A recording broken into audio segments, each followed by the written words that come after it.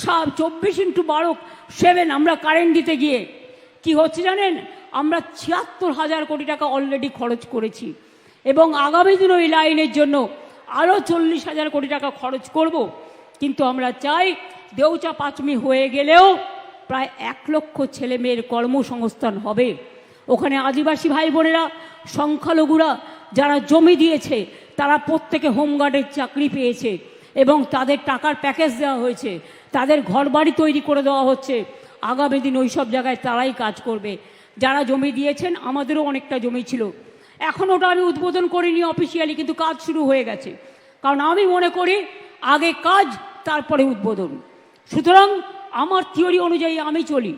এছাড়াও 6টা economic corridor হচ্ছে, তার মধ্যে আপনাদের জেলায় 2টো আছে, ডানকুনি থেকে ঝাড়গ্রাম পর্যন্ত দুপাশে শিল্প উঠে যাবে, শিল্প গড়বে। খড়গপুর থেকে মোরগাম, খড়গপুর থেকে চলে যাবে মোরগাম কোথায় বলুন তো, রামপুরহাটের পরে মুর্শিদাবাদের গেটওয়ে, এবং একদম পুরো খড়গপুর থেকে মোরগাম মানে বর্ধমান হয়ে বীরভূম হয়ে একদম খড়গপুর হয়ে চলে যাবে। আরও আছে, এছাড়া হচ্ছে রঘুনাথপুর তাজপুর, রঘুনাথপুর থেকে মেদিনীপুর হয়ে তাজপুর চলে যাবে। এরপরে হবে ডানকুনি কল্যাণী, ডানকুনি থেকে কল্যাণী নর্থ 24 পরগনা চলে যাবে। ডানকুনি থেকে কুচবিহার মানে একেবারে নর্থ বেঙ্গল চলে যাবে। পুরুলিয়া গরুড়ি থেকে কলকাতার জোকা, অর্থাৎ সারা বেঙ্গল কভার হয়ে যাবে। ইতিমধ্যেই পুরুলিয়ায় আমরা ৭২,০০০ কোটি টাকার ইনভেস্টমেন্ট করার জন্য জঙ্গলমহল কর্মসুন্দরী তৈরি করেছি এবং সেখানে ইতিমধ্যেই 5টা বড় প্ল্যান্ট আসছে, লক্ষ লক্ষ কর্মসংস্থান হবে এবং সেখানে ইতিমধ্যে আমরা অনেকগুলো ক্লিয়ার করে দিয়েছি, বাদবাকি আরও ক্লিয়ার করব। যারা বলে বিজিবিএসে কি হলো, বেঙ্গল বিজনেস সাবমিটে, আমি অফিসিয়ালি আপনাদের বলে যাচ্ছি, আমরা 7টা বেঙ্গল বিজনেস সাবমিট করেছিলাম। আমরা প্রস্তাব পেয়েছিলাম প্রায় 19 লক্ষ কোটি টাকার ওপর, আমরা 13 লক্ষ কোটি টাকার কাজ ইতিমধ্যে কমপ্লিট করে ফেলেছি। তাই দেখবেন রাস্তার দুধারে ইন্ডাস্ট্রি তৈরি হচ্ছে এবং বাদবাকিটাও প্রসেসে আছে, চলছে। আর এবার বিজিবিএসে আমরা 4,04,000 কোটি টাকা প্রপোজাল পেয়েছিলাম, তার মধ্যে শুধু শালবনীতে 16,000 কোটি টাকা হয়ে গেল। দেখলেন আপনারা, 2,000 একর জমিতে ক্ষুদ্র শিল্প হয়ে গেল। এছাড়াও ইতিমধ্যেই আমরা প্রায় 1,000 ছোট ছোট শিল্প, যেটা বিজিবিএসে হয়েছিল, ক্লিয়ার করে দিয়েছি, তাদের প্রসেস শুরু হয়ে গেছে। এছাড়াও মনে রাখবেন আগামী দিন আরও অনেক হবে। বানতলায় চর্মশিল্প, সিমেন্ট হাব, এগুলো বাংলা হচ্ছে গেটওয়ে, বাংলার নাম্বার 1। স্কিল ইন্ডাস্ট্রি আমরা নাম্বার 1। ছেলে মেয়েদের বলবো আপনারা পড়াশোনাও করুন, আর যাদের কাজে মন আছে স্কিল ট্রেনিং নিন। স্কিল ট্রেনিং নিয়ে আমরা 10 লক্ষ ছেলে মেয়েকে আইটিআই এবং পলিটেকনিক থেকে আমরা সরাসরি চাকরি করে দিয়েছি এবং বাদবাকি ছেলে মেয়েরাও যখনই কোনো শিল্প হবে সেখান থেকে আমরা চেষ্টা করব তাদেরও অনেককে প্রোভাইড করার। আজকে ছেলেমেয়েরা কত খুশি, তারা সাইকেল পায়, তারা কন্যাশ্রী পায়, এরা আমাদের গর্ব। তারা শিক্ষাশ্রী পায়, তারা মেধাশ্রী পায়, তারা আরও যে সমস্ত প্রোগ্রাম আছে সমস্ত স্কলারশিপ পায়, সাইকেল পায়। 9-এ উঠলে সাইকেল পার্ক একটা খড়গপুরে তৈরি হচ্ছে, আর একটা ফার্টিলাইজার পার্ক, কারণ কৃষকদের ফার্টিলাইজার বাইরে থেকে কিনতে হয়। 2টো প্ল্যান্ট বাংলায় ছিল, দুর্গাপুর আর হলদিয়ায়, দুটোই সেন্ট্রাল গভর্নমেন্টের আমলে বন্ধ হয়ে যায়। তাই আমরা নতুন করে ফার্টিলাইজার প্ল্যান্ট বাংলায় তৈরি করবার জন্য অলরেডি আমরা একটা তৈরি করার উদ্যোগ নিয়েছি।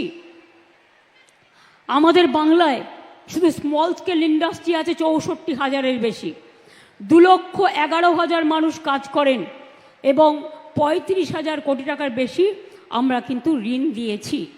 আপনারা জানেন জিআই প্রোডাক্টের মধ্যে পিংলার পটশিল্পও আছে, সবংয়ের মাদুর তৈরির কারখানাও আছে, যেমন রসগোল্লাও আছে, জয়নগরের মোয়াও আছে, বালুচরি শাড়িও আছে, ল্যাংচা মিহিদানাও সম্ভবত আছে, না হলে হবে।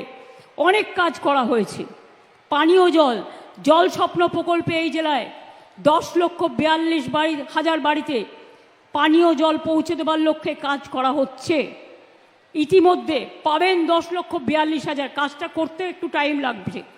ইতিমধ্যে 1,200 কোটি টাকা খরচ করে 4,40,000 বাড়ি 4,000 বাড়িতে জলের কানেকশন ইতিমধ্যে দেওয়া হয়েছে। বাংলার বাড়ি আমাদের আমলে মনোজ সম্ভবত 57 লক্ষ আগে আমরা করেছি উইদিন দিস 14 ইয়ার্স। আর এখন আমরা নতুন করে সেন্ট্রাল গভর্নমেন্ট 3 বছর ধরে বন্ধ করে দিয়েছে বলে আমাদের টাকা থেকে 6 লক্ষ বাংলার বাড়ি করবার জন্য অলরেডি টাকা হাফ দিয়ে দিয়েছি। হাফ টাকা তারা 6 মাসের মধ্যে আবার পেয়ে যাবেন এবং জুন মাসে পাবে 6 লাখ টাকা। হ্যাঁ বলছি 12 লক্ষটা বলছি আগে। আরে 50% দিয়েছি যেটা 6 লাখে, আর 50% কবে পাবে? মে মাসে। 50% যারা বাংলার বাড়ির টাকা পেয়েছেন 6 লাখ, মে মাসে আরও 50% পাবেন। আর এর জন্য মনে রাখবেন কাউকে 1 পয়সাও কাউকে দিতে হবে না, এটা সম্পূর্ণ সরকারি খরচায়। কেউ যদি 1 পয়সাও চায় থানায় গিয়ে এফআইআর করবেন, কাউকে দেবেন না ABCDE, এটা মানুষের অধিকার। এরপরে আমরা 12 লক্ষ যেটা আছে আমরা ডিসেম্বরে দেবো ফার্স্ট ফেজ এবং সেকেন্ড ফেজ মেতে দেবো, অর্থাৎ 6 + 12 18 লক্ষ বাড়ি বাংলার বাড়ি আমরা নিজেদের টাকায় করে দিচ্ছি। বন্যায় যাদের বাড়ি ক্ষতিগ্রস্ত হচ্ছে তাদেরও কিন্তু ঘাটালে আমরা বাংলার বাড়ি প্রজেক্টে ঢুকিয়ে দিয়েছি। জলপাইগুড়িতে হয়েছিল সেই টর্নেডো, তাদেরও ঢুকিয়ে দিয়েছি। এবং মনে রাখবেন মুর্শিদাবাদেও যাদের বাড়ি ক্ষতিগ্রস্ত হয়েছে সবাইকে বাংলার বাড়ি প্রজেক্টে নিয়ে নেওয়া হবে। এবং আমার যেহেতু জগন্নাথ ধাম প্রোগ্রামটা আছে,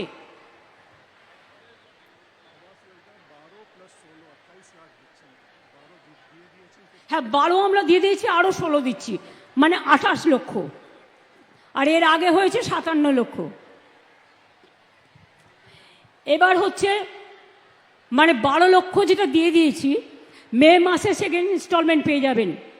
আর আরও যে 18 লক্ষ আছে, এই 16 লক্ষ, সেটা ডিসেম্বরে ফার্স্ট ফেজ পাবেন এবং মে মাসে সেকেন্ড ফেজ পাবেন। অর্থাৎ 28 লক্ষ কমপ্লিট করে দিলাম। তারপরে যদি কারো বাকি থাকে পরে আবার করে দেবো, ঠিক আছে? কেউ বাড়ি ছাড়া আশ্রয় ছাড়া হবেন না, এটা মাথায় রাখবেন।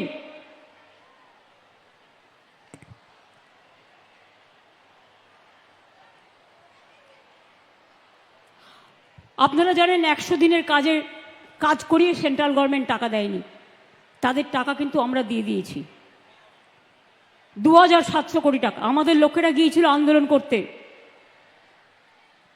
তারা একটা ডেপুটেশন দিতে গিয়েছিল যে কেন এদের টাকা দেওয়া হচ্ছে না। সব তাদের বিরুদ্ধে পুলিশ থানায় সব এফআইআর করে ডেকে পাঠাচ্ছে দিল্লি পুলিশ।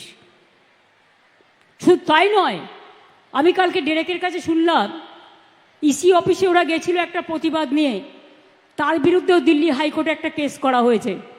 বাংলায় কয়েকটা লোক আছে আপনারা জানেন, টিচারদের চাকরি খাওয়ার জন্য, গভর্নমেন্ট সার্ভিস খাওয়ার জন্য, যে কোনো ব্যাপারে কথায় কথায় জনগণের কাজ করে না, ওদের ভোট চাই না, ওরা কোর্টে গিয়ে শুধু পিল খায় আর পিল করে। পিআইএল করে করে বাংলার সর্বনাশ করছে।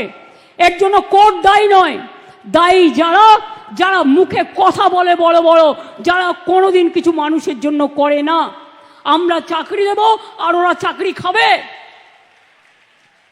আমি পরিষ্কার বলছি, শিক্ষার্থীরা, শিক্ষক শিক্ষিকারা যারা বসে আছেন গতকাল থেকে, কেন বসে আছেন এই গরমের মধ্যে কষ্ট করে? আপনারা স্কুলে যান। আমি তো আপনাদের বলেছি, সুপ্রিম কোর্টে আপনাদের টাকা বন্ধ করে দিয়েছিল, চাকরি বাতিল করে দিয়েছিল, কিন্তু আমরা তো রিভিউ পিটিশন করেছিলাম এবং তাতে তো আমরা বলেছি যে আপনারা মাইনে পাবেন এবং সিস্টেম অনুযায়ী মাইনে আপনাদের কাছে চলে যাবে। এর জন্য কারো প্ররোচনা দেওয়ার দরকার নেই, দাঙ্গা করার দরকার নেই, উত্তেজনা করবার দরকার নেই। আর গ্রুপ সিডি যেটা বাতিল হয়েছে, আমাদের আইনজীবীদের সাথে পরামর্শ করতে দিন। আমরা আইনজীবীদের সাথে পরামর্শ করে বাদবাকিটাও আমরা নিশ্চয়ই আবার দরকার হলে রিভিউয়ে যাব, এইটুকু বিশ্বাস আমাদের উপর করতে পারেন। যারা আপনাদের চাকরি খেয়েছে তাদের উপর ভরসা করবেন না, যারা চাকরি ফিরিয়ে দিয়েছে তাদের ওপর ভরসা করুন, আর যারা আগামী দিনও ফিরিয়ে দিতে পারে তাদের ওপর ভরসা করুন। আইন আমাদের মানতে হয়, আইন মেনে চলতে হয়, আবার আইনে মনে রাখবেন আইনও যেমন আছে আইন আবার পথও খুলে দেয়। সুতরাং আপনাদের চিন্তা করার কোনো কারণ নেই। আমি তো নিশ্চয়ই চাইব না আমার রাজ্যে বেকার বাড়ুক। আবার দেখছি হাইকোর্টে একটা কেস করে বসে আছে 35,000 প্রাথমিক শিক্ষককে ছাঁটাই করতে হবে। এরা কারা? এরা কারা? আমি জিজ্ঞেস করতে চাই, যারা একদিন আমাদের মন্ত্রিসভায় থেকে তারাও কম লক্ষ্যে টাকা দেয়নি, এই চাকরি দেয়নি, একবার ভাবতে লজ্জা করছে না যে মানুষের চাকরিগুলো করার আগে তার একটা পরিবার আছে, তার সন্তান আছে, সে বাড়ি করেছে, ব্যাংকের লোন নিয়ে কি করে শোধ করবে? একবার চিন্তা করে দেখবেন না? রাজনীতি করতে গেলে শুধু দানবিক মুখ, মানবিক মুখটা কোথায় যাবে? মানবিক মুখের আজকে সবচেয়ে বেশি প্রয়োজন। আর শিক্ষক শিক্ষিকারা আমি বলি, আপনারা নিশ্চিন্তে স্কুলে গিয়ে ক্লাস করুন, আপনাদের মাইনে নিয়ে ভাবতে হবে না। আইনের মধ্যে থেকেই রাজ্য সরকার আপনাদের কাজ করে দেবে। আপনি এ না বি এটা কোর্ট ঠিক করবে, আমরা নই। কিন্তু আপনাদের মনে রাখতে হবে যে যেখানে চাকরি করছেন চাকরিতে ফিরে যান। টাকা কিন্তু ওই যারা আপনাদের ওস্কাচ্ছে তারা দেবে না, মাইনে কিন্তু গভর্নমেন্ট দেবে। আমি গতকাল সন্ধ্যে থেকে কমপক্ষে 10 বার ফোনে কথা বলেছি। আমি কলকাতায় থাকলে হয়তো 1 সেকেন্ডে মিটিয়ে দিতে পারতাম, কিন্তু যেহেতু আমি মিদনাপুরে আছি, আমি রাত 12টা পর্যন্ত কথা বলেও দেখছি কেউ কেউ রিজিড আছে যে টেন্টেড আনটেন্টেড লিস্ট বের করতে হবে। আরে আপনার কি যায় আসে?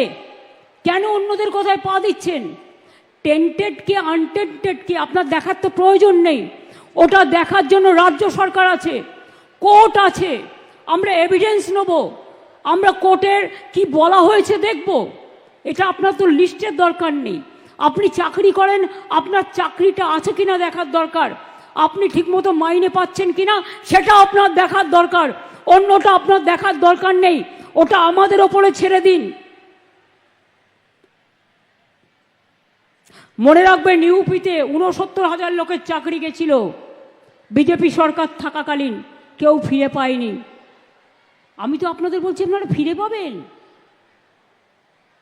আমরাই তো আপনাদের কোর্টে গিয়ে আপনাদের হয়ে ফাইট করে অ্যালাউ করেছি। ত্রিপুরায় 10,000 লোকের চাকরি চলে গিয়েছিল, কোর্ট বাতিল করে দিয়েছিল। বিজেপি সরকার বলেছিল ক্ষমতায় এসে ফিরিয়ে দেবে। আজ পর্যন্ত 7 বছর হয়ে গেল, ফেরায় তো নি। উপরন্তু তাদের মাথায় লাঠি মারা হয়েছে। আমাদের সরকার কিন্তু তা নয়। মনে রাখবেন একটা দাঙ্গা হয়েছে দুঃখজনক, আমরা কেউ দাঙ্গা চাই না। 2টো ওয়ার্ডে ধুলিয়ানে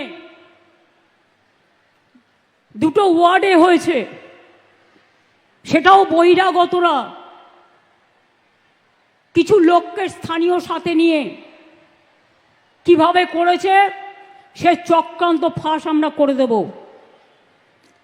কিন্তু মারা গেছেন যারা, তাদের পরিবারকে আমি কথা দিয়েছি 10 লাখ টাকা করে দেব। তাদের বাচ্চাদের পড়াশুনোর দায়িত্ব আমাদের এমপিরা বলে এসছে, দরকার হলে গভর্নমেন্টও নিতে পারে। তাদের বাড়ি যাদের ভেঙে গেছে বাংলার বাড়ি হবে। দোকানদারদের ক্ষতি হয়েছে সেটা আমরা সার্ভে করছি। আমি মে মাসের ফার্স্ট উইকে যাব, আমি তখন গিয়ে বাদবাকিটা দেখে করে দিয়ে আসব। এইটুকু ভরসা আপনারা করতে পারেন, এইটুকু আপনারা নিশ্চিন্ত থাকতে পারেন। কি হলো, জল খাবে?